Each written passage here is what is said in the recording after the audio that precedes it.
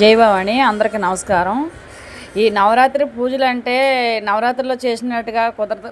మనం ఉత్తప్పుడు చేసుకోవడం కుదరదుగా. డైలీ పనికి వెళ్ళిపోవాలి అని అనుకుంటాం కదా. నవరాత్రి పూజ చేస్తుంటే ఎంత సంతోషంగా ఉందో మాటల్లో చెప్పలేను నేను. చాలా బాగుందండి. ఆ పూజ చేసుకున్న విధానం ఏంటి, మాకు 10 రోజు పూజ బాగా జరుగుతుంది.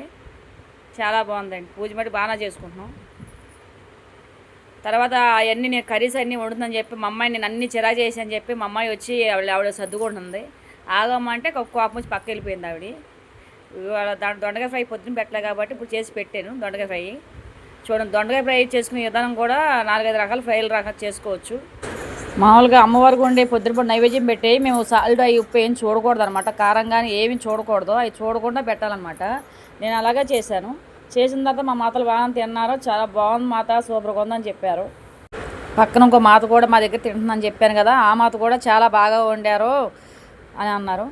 జై భవాని.